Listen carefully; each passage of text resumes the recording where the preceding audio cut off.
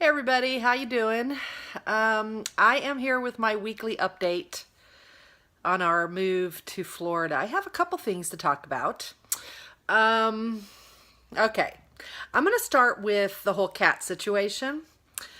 All right, so if you've watched my videos, I have a 17-year-old cat and he's extremely anxious.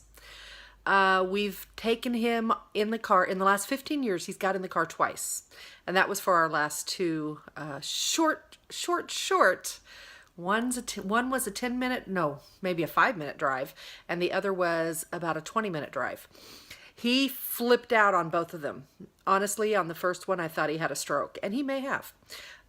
He recovered just fine, so I didn't even take him to the vet or anything because he seemed fine. And since there was no problem, I just let him be.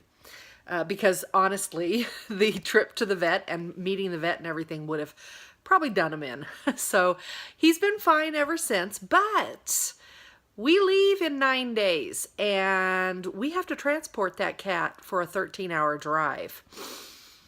And as you know, this has been something I've been extremely worried about.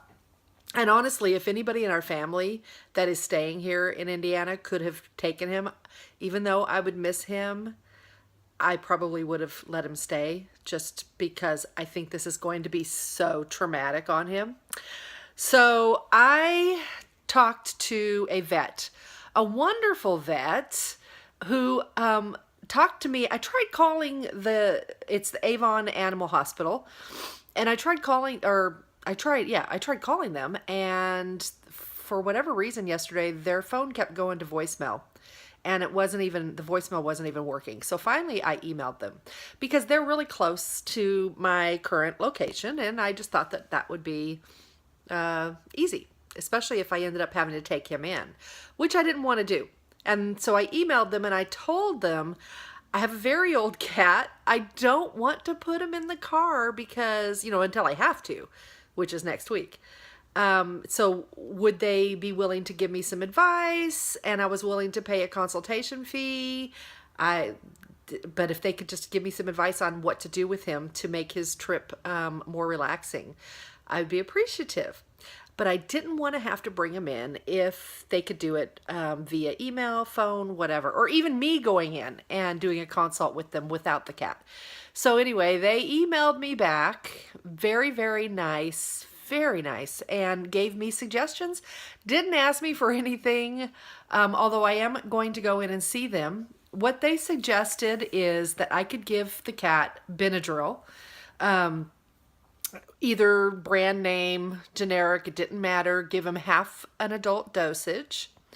And I could also try a over-the-counter calming treat, which they sell at their office, which is why I'm going to go in and I'm going to meet them and buy the over-the-counter. They said I can give them to him together. So the Benadryl and the calming treat at the same time. I think they said every 4 to 6 hours. So that's a good thing. So I'm going to go in tomorrow and I'm going to meet them. I'm going to buy the calming treats. I'm going to stop and buy him Benadryl, and then I'm going to give it a go on Friday. And I'm going to put him in the car and take him for a ride. So I probably will. I'll make a little video when I do it because I know he is going to just meow the whole time. And that's really what I'm trying to avoid. I don't want 13 hours of meowing and sort of howling. He just howls like crazy. So I will probably make a video Friday, let you see how it goes.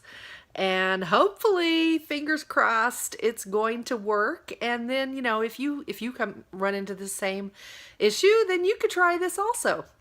I was very worried about it. I've been reading blogs and forum threads on moving with animals, and oh my gosh. Oh, and you wouldn't believe how many people put their cats in the cars that they tow. Yeah. I mean, I don't know if that's something that you would consider doing, but You know, my husband had mentioned it, and I was talking to somebody about it, and I thought, do people actually do this? So I researched it, and I found quite a few threads about people who had successfully transported their animals, like from California to Georgia. One of them was. That's a long, long drive. I transported 3 kids, 2 dogs, and a turtle and a bird from California, from Southern California to Indiana, and I kept them all dosed up on oh my gosh, what is it called? The seasick stuff starts with a D. You know what I'm talking about? Dramamine. Dramamine. Everybody took Dramamine. One day when we were going through Texas, I don't know if you've ever drove through Texas, but I've drove through Texas a ton of times. I used to go to Texas to visit my grandparents. And when you get through like around El Paso, it's the longest. From New Mexico, well, through Arizona, New Mexico, and Texas. Right around El Paso, maybe even Albuquerque, maybe east of Albuquerque. It's just the hardest trip in the world because it's so boring. There's nothing to see. It's very, very long stretches of nothing.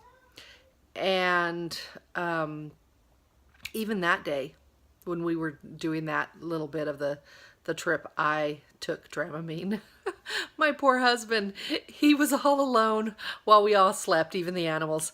But I wasn't sure if Dramamine was something that I could give to a cat. It's been 18 years since I transported an animal. So I was really in a quandary as to what to do. So anyway, to get back to what I was saying, a lot of people put their cats in towed cars because we are towing a car.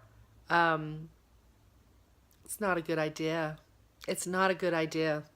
You should be able to get to your cat. You have no control over his environment when he's inside a towed car. The air conditioning's not on. What if it's hot? You leave the windows open. What about the exhaust from the trailer or the truck that's pulling the tow dolly? There's so much to consider. So I don't recommend that you stick your animals inside a towed car. I don't even know that I need to say that, but I guess I do because there's so many people out there that talk about doing it. It's crazy. Anyway, that's not something I'm going to do. So I'm going to go buy these pills and buy some Benadryl and dose them up, see how it goes. I'll make another video. I'll let you know. What else? The only other thing is, well, as I said, we have 9 days before we leave. And my husband got assigned his store, so we know exactly where he'll be working. So that's all exciting. Guys, it's really happening. It has been over a year in the making, but it's happening. So that's my update for now. I will let you know how it goes with the cat. I'll make a video. Hopefully we will not hear meowing for an hour. Don't worry, I won't subject you to that if that's the case. I'll talk to you soon. If you are interested in this whole relocation business, subscribe because we still got a long adventure ahead. I have to forward my mail, and right now I don't have a unit number on our condo. So yeah, and I have to cancel.